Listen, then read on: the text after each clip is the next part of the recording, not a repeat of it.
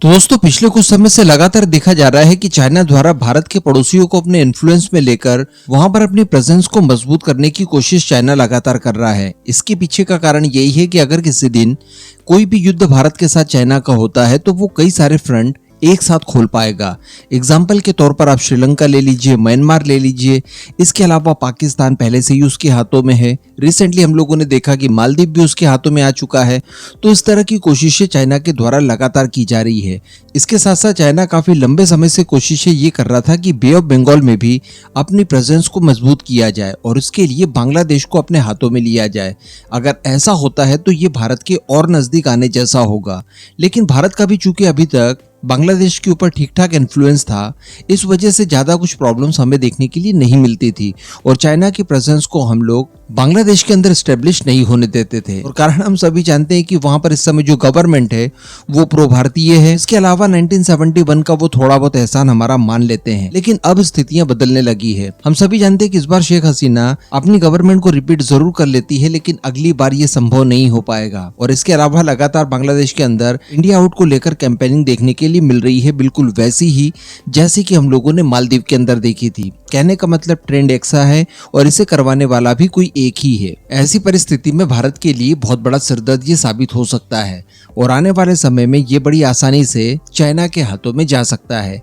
लेकिन दोस्तों बड़े अफसोस के साथ बताना पड़ रहा है कि इसकी शुरुआत एक्चुअली अभी से ही होने लगी है। दरअसल सैटेलाइट इमेजेस से कुछ चीजों के बारे में पता चला है और ये जो इमेजेस सामने निकल कर आई है ये एक्चुअली एक सबमरीन बेस की है और ये लोकेशन आपको मिलेगी मैप में। देखिए यहाँ पर मैं आपको बता दूं कि ये बांग्लादेश के द्वारा ही तैयार करवाया गया एक सबमरीन बेस है।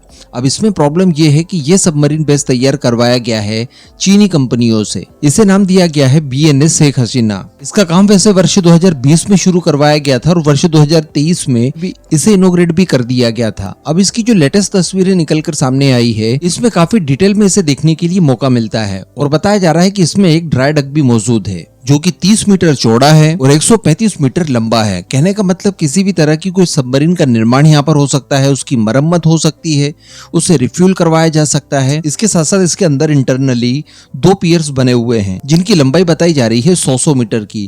कहने का मतलब 2 सबमरीन्स बड़ी आसानी से इस एरिया में भी डॉक की जा सकती है। और इस बेस का अगर टोटल क्षेत्रफल देखा जाए तो 1.75 स्क्वायर किलोमीटर में ये फैला हुआ है। तो अब यहाँ पर विशेषज्ञों का आशंका ये है कि दरअसल चाइना को भी यहाँ पर स्थान मिल सकता है और चाइना की सबमरीन यहाँ पर दूसरे वाहनों से डॉक कर सकती है और यहाँ पर आकर भारत की ताकझा करने की कोशिश कर सकती है। और चूंकि चाइनीज कंपनियों द्वारा ही इसका निर्माण करवाया गया है तो डेफिनेटली इसका एक्सेस उनके पास फुल ऑन रहेगा ही रहेगा। इस सबमरीन बेस को बनाने के लिए $1.21 बिलियन का खर्च किया गया है और जब ये बेस पूरी तरह से ऑपरेशनल हो जाएगा उसके बाद एक ही बार में 6 सबमरीन्स और 8 की संख्या में वॉरशिप इस एरिया में तैनात करवाए जा सकते हैं। इसके अलावा बड़ी प्रॉब्लम यह है कि वर्ष 2016 में बांग्लादेश द्वारा चाइना से ही 2 सबमरीन खरीदी गई थी जो कि मिंग क्लास के सबमरीन्स थी।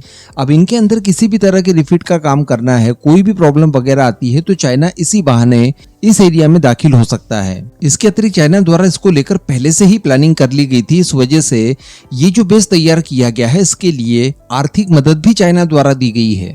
तो कोई बहुत बड़ी बात नहीं है कि आने वाले समय में चाइना के स्पाई वेसल भी इस एरिया में देखे जा सकते हैं, चाइना की सबमरीन्स आ सकती है या फिर चाइना के दूसरे जो वॉरशिप हैं उनकी प्रेजेंस भी इस इलाके में देखने के लिए मिल सकती है। क्योंकि अगेन मैं आपको बता दूं कि सबमरीन भी चाइना से ही खरीदी गई है, बेस भी चाइनीज कंपनियों द्वारा बनाया गया है, उसे आर्थिक मदद भी चाइना ने ही दी है। तो हर हाल में चाइना इतना एक्सेस तो बनाकर रखेगा ही रखेगा।